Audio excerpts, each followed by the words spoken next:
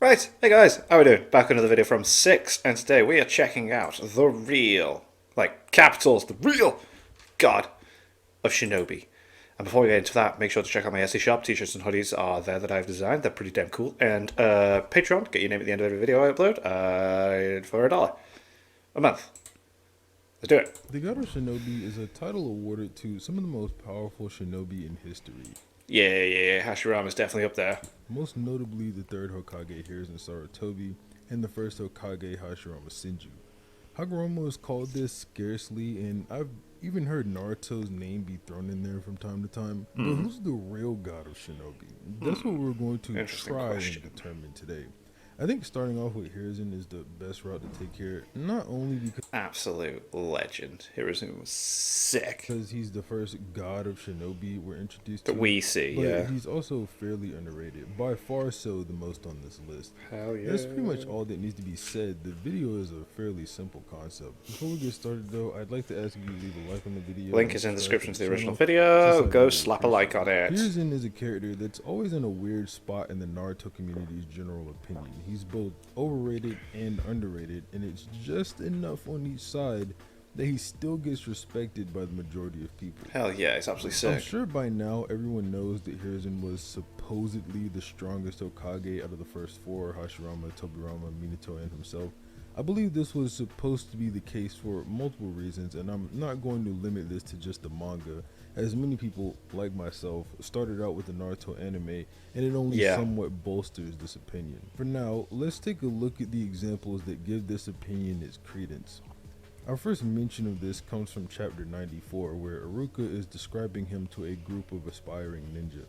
The third Hokage was a genius who was nicknamed the Professor, and What a cool name. What a cool name, the Professor. it said that he possessed superlative strength even compared to the other Hokage. There we Iruka go. uses past tense wording here, which Hiruzen immediately gets on him for in the next panel, implying that he himself still thinks he possesses this superlative strength that Iruka mentions. If you don't know what superlative exactly means, I think the context does a pretty good job of making it seem higher. The word's exact meaning, at least according to Oxford Languages, is of the highest quality or degree. Oh, right, okay, fine. Superlative of the highest quality or degree. A superlative piece of skill. Right, so he was damn decent. So the statement should read, the third Hokage was a genius who was nicknamed the Professor, and it said that he possessed the highest degree of strength compared to the other Hokage. And like I mentioned earlier, Hiruzen seems to think he still possesses this strength. It's like, hey, don't downplay me. I'm an absolute sick bastard. The anime somewhat helps Hiruzen out here with this interpretation by having Edo Hashirama punch Hiruzen in the face and have Hiruzen claim that his power has not waned one bit. There are different translations of this in the anime as well, funnily enough. Another one being that he has the same mighty strength as always. These virtually amount to the same thing in the end, but I'll say the second one is the statement that's on both Netflix and Crunchyroll's official sites.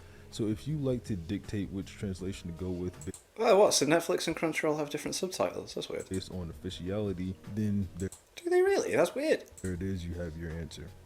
The episode is also titled An Unrivaled Match Hokage Battle Royale. Now I know episode titles and chapter titles don't necessarily have to mean anything, I just wanted to mention it. Yeah. Before people get on me about quote unquote obvious retcons, just give me a second, I'll get to that. Fanbook 1 also gives Hiruzen some credit here, saying that the top of Konoha is the top of everything. None can compete with his wisdom, while captioning the statement I mentioned earlier about him possessing superlative strength. It also says that his wisdom and courage are godlike, and he stands at the pinnacle of not only Konoha, but the entire shinobi world. The second statement about this comes from the first data book, saying the strongest Hokage that was respected as the Professor. I saw another translation of this saying Hiruzen was just the greatest commander of all Hokage, but to be completely honest, that just sounded stupid to me, so I ran it through ChatGPT, and it came back much more consistent with the first interpretation that it was calling Hiruzen the strongest Hokage. Alright, I did cool. say that I would get on about the obvious retcons, so let's get started with that. For one, Hiruzen's statement about Hashirama's strength not waning or it being the same mighty strength as always only exists within the anime. Both this Oh, okay. Right, okay. interaction and statement are nowhere to be found within the manga. Huh. Second, even if you do agree with this, the anime and manga both contradict it or retcon it later on in the war arc by having Tobirama tell us Orochimaru upped the precision of his Edo Tensei so that they were now close to their original power, meaning that before, obviously, they were not. So in the anime, this is a retcon or plot hole, and in the manga, it's just sort of consistent. About Iruka's statement, this simply is a non-factor. As we learn later on in the war arc, Hiruzen is not as strong as Hashirama. Definitely. Singles out Hashirama for being able to break his binding and paying special attention to him. I guess that more speaks to Hiruzen's comment on Iruka's statement, implying it's not past tense and he still possesses said strength. We do know that this is simply not true due to what I just said. Regarding the statements in the fanbook and first data book, both of these sources came out before the story was even close to being finished, and data book 1 in specific only covers up to chapter 119 of the original manga. Okay. Point being, they are far from before characters like Hashirama's full power right. was ever revealed. Yeah, definitely. Jesus Christ, we don't find out for ages. ages. I want to focus back in on Iruka's statement and the specific wording of it, which is, Hiruzen is said to have possessed superlative strength compared to the other Hokage. Not that Hiruzen actually does possess it, just that it's said he does, which ties into his reputation. I gave an example like this before, but being said to be something doesn't make it to be true. Yeah, that's something people seem to forget sometimes with anime and manga. It's like, just because someone says something doesn't mean it's actual fact. Like a villain will be like, I am the most powerful being in the universe, and then they're defeated, and it's like, oh, so you weren't then really, it's just my simple example. Some people think I'm the best Sonic YouTuber, so you can say it's said Six is the best Sonic YouTuber. However, that doesn't reflect everyone's opinion or make it fact, just that people say it. Maybe this wasn't the best example since I am the best Sonic YouTuber. But regardless, this is where we'll get started talking about Hiruzen being a god of Shinobi. I need to check out the other Sonic videos. You guys were recommending after the Sonic vs. Goku one that I check out the other Sonic videos that he's done. So at some point I will. I've got a lot on the list that I need to check out, man. Still got the Super Eye Patch Wolf videos that people have been asking for ages for me to do. This month is where I get everything ticked off, man. This is a title, meaning it is also based on reputation and what Hiruzen had done. Hiruzen is known most notably by his possession of, and I'm not kidding, every jutsu. You remember that statement about Kakashi being so impressive he copied 1,000 jutsu with his Sharingan? Hiruzen is stated to know 1,000 genjutsu alone. Orochimaru loves this about Hiruzen. That's a hell of a lot genjutsu. Known to Konoha. And this is how he got his professor title. Most people tied the earlier statements I mentioned to Hiruzen in his prime. However, it's never actually stated, and the most that implies it is Iruka's statement where he uses past tense wording, but you can simply say that the past tense Iruka used here was referring to his reputation. We all know Hiruzen fell off a bit in terms of power, but people not saying this Sure, I heard a sound effect as if something was meant to swoop in there, but anymore about Hiruzen could also be due to his not fighting anymore. To our knowledge, the world has been fairly peaceful since the Third Shinobi World War was over. I'm just getting at the idea that the argument of these statements simply only apply to Prime Hiruzen, and that making Prime Hiruzen the strongest Hokage of all time is rather unfounded, and it only serves as a way to attempt to make these statements make sense, when in reality they may just be reputation based or not true at all. It's a little hard to say since we never actually get to see a Prime Hiruzen. There's always talk now that is something we want to see. Oh mate, I just realised that's something we'll potentially get to see in the Minato manga spin-off, Prime Hiruzen. Oh. Yes, if you ask Orochimaru, he'd say a greater ninja. See, these younger people as well. Why he goes out of his way to learn tons of ninjutsu and why he holds Hiruzen in such a high regard, as many other people do. But if you ask Jiraiya, a ninja is one who endures. The second option seems to be more consistent, or at least the better way of thinking, as it's the one Naruto embodies. Hiruzen goes far to try and embody this way of thinking, and almost loses to Orochimaru for not being able to endure his circumstances. The reality of it is the Shinobi world, to put it simply, is just cruel, and Hiruzen, put in a position of having to murder his former student is ugly, but that's just what he had to do. When he was unwilling to do this, Orochimaru escaped the village in the past, and a few times over, he almost killed Hiruzen in the fight they were having in the present day. Hiruzen gets his resolve back and does what needs to be done, resolving himself to die for the village and defeat his former student, which he couldn't do in the past, effectively trying to rectify his actions. Make up for what he did, And he obviously wasn't able to do so and only was able to steal Orochimaru's arms away, but he still did it when he didn't want to. He endured. Yeah, he forced himself to do what needed to be done, yeah. I think I've gone over Hiruzen enough. It's sort of hard talking about the way he thinks, and if you think I'm sort of looking over his character too much, I apologize, but to me, he just seems sort of like a kind old man who is also a killer shinobi and understands the state of the world he's in. But that's just what he is to me. Before I start going over Hashirama, I want to say Hashirama and Hiruzen both held these titles in different eras. Hashirama's having of this title doesn't defeat Hiruzen's, and Hiruzen's doesn't defeat Hashirama's. They may very well both possess the title, as they do, but as the title and intro suggest, one of them has a better claim to the title. Hashirama's section in this video isn't going to be quite as long as Hiruzen, since there isn't as much to go over, as he has a much more believable position as we actually get to see his full power on display. Yeah, we see him do stuff, man. Oh, I'm making myself excited about the potential of the Minato. Madara.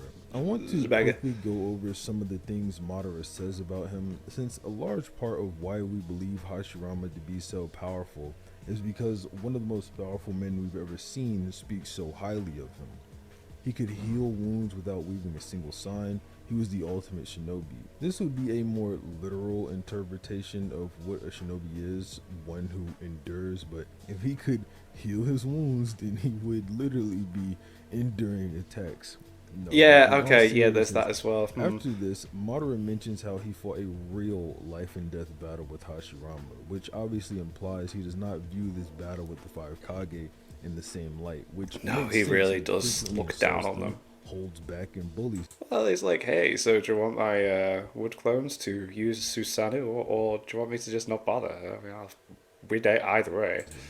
Kabuto also makes some comments about Hashirama in this fight that help us get a better understanding of his power. There is no shinobi alive today who is as powerful as the first Hokage, Senju Hashirama. In fact, many doubt that his power was ever as strong as legends say, just like they think the Sage of Six Paths power was also a fairy tale. It's time to show them that all the myths were real. This obviously gives us another pretty insane feel for Hashirama's power. The next statement from Kabuto also hypes Hashirama up quite a bit. The first Hokage was even more powerful than Madara. The fusion of both will be my ultimate weapon. This is obviously just another big statement for Hashirama's power, so we won't dwell on it too much. I want to start breaking down Madara and Hashirama's fight, as the scale of it is truly on a complete other level. And if you were to tell someone who has a traditional sense of what a ninja is, that this fight is taking place between two proclaimed ninja, I highly doubt that they would believe you. Starting on chapter 620, the first page of the fight is relatively tame, showing Hashirama and Madara clashing their weapons before kicking off of each other to return to their side.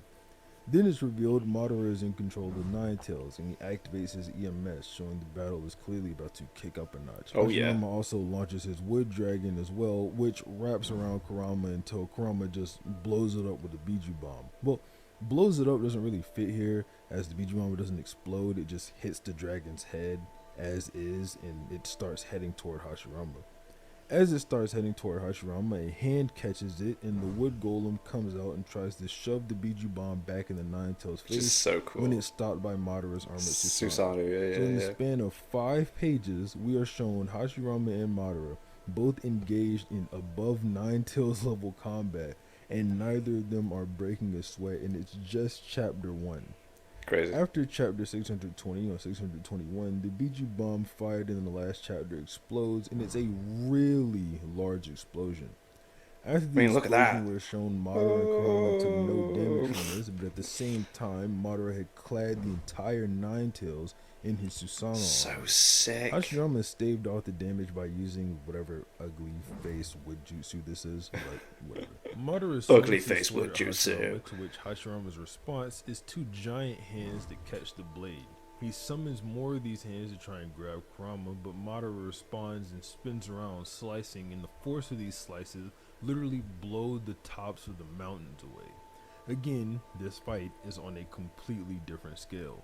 We then see Hashirama running away from Madara, who fires a Susanoo Sword Biju Bomb that Hashirama changes the trajectory of with 5 Rashomon gates. I'll reiterate, 5. this battle is on a completely different Yeah, scale. it's so next level. They then have a dialogue in which Madara says he's already reached it, referencing the point of no return, which Hashirama replies, and then so be it, and turns on his sage mode, and then summons the 1,000-armed Buddha statue. This statue is so powerful, by the way, that the data books say that it can't withstand the force of its own punches, so the arms break whenever it throws one. Going over this fight further would be virtually pointless. I think it's pretty clear what I mean when I say it's believable that this guy is the god of Shinobi. This fight taking place literally created a massive crater in the ground that was named the Valley of the End, or the Final Valley, whatever you want to call it. Hashirama's Wiz style, something no one else in the entire history of Shinobi has possessed, and for whatever reason, the nature transformation is just extremely busted. He can absorb it. Well, couldn't you argue that, what's his name, who has, like, the DNA of Hashirama has the same wood style? Couldn't you? Could you? Chakra with it, pin you down with it, or do both at the same time. Hashirama can heal to an outrageous degree. I commented really on this can. earlier, but it's literally the same as Tsunade's, but without the need for the Byakugo seal or anything of the sort, just pure talent. The literal cells in Hashirama's body are sought after because they are so powerful, and even for its seasoned Well, that was the thing that fixed everything, wasn't it? Just Hashirama cells. ninja and powerful ninja like Danzo, his cells are difficult to control. His cells are used to strengthen Obito and Madara's connection to the Ten Tails. His cells increase the binding power for Edo Tensei. Some people think that his cells can stave off the blindness caused by the Mangekyo Sharingan. The man is insane. There is no doubt in my mind that he was named the god of Shinobi For a reason. just because of the immense power that he produced. I want to talk about Hagoromo next because I think the guy is fairly interesting, but I don't think he's a god of Shinobi. I think Hagoromo is more of a god to Shinobi, meaning that Hagoromo isn't a ninja. He has chakra, he shared his chakra, and without him the ninja world wouldn't have been Yeah, it made, wouldn't but exist. He's not a ninja. I like His this take, yeah. reincarnation is even said to be a god of creation or destruction, not the next god of Shinobi. Sorry for the brief cover, but I'm just trying to get at the point that he doesn't really belong in the discussion. Yeah, no, that's class, yeah. Then we have Naruto, who earns his spot as the best shinobi for ending the cycle of hatred alone. For the longest time, shinobi were trapped in that cycle, and Naruto went against it. He didn't kill Sasuke, he just wanted to save him, and it worked. He united the entire world together through his chakra, sharing memories with them, and the same with Hashirama's memories, allowing everyone to become connected in a way that they never could before. He mastered 6-path Sage mode. He's said to surpass Hashirama, who we mentioned earlier as the god of Shinobi. Naruto is never directly called this in canon, but he is 100% the god of Shinobi. That's pretty much all for the video, though. If you liked it, please leave a like on it and subscribe to the channel. But other than that, have a nice day. Very cool. Yeah, that was good luck. I like that discussion on the Hagoromo being the god to the shinobi. That's cool. Yeah, but Hashirama's definitely up there. But imagine seeing Prime Hiruzen. That'd be class. Oh, there's so much potential with the Minato manga, man. But anyway, check out my Etsy shop. T-shirts and hoodies are on sale there, and thank you to my patrons. If you want to have your name at the end of every video I upload, link in the description of the Patreon page. $1 most ask support channel. It's greatly appreciated. Thank you guys for that, and thank you all for watching. What do you guys think of that? What do you guys think of this? Click like, subscribe, leave comments down below. Let me know down to watch guys in future videos. I'll see you guys all next time.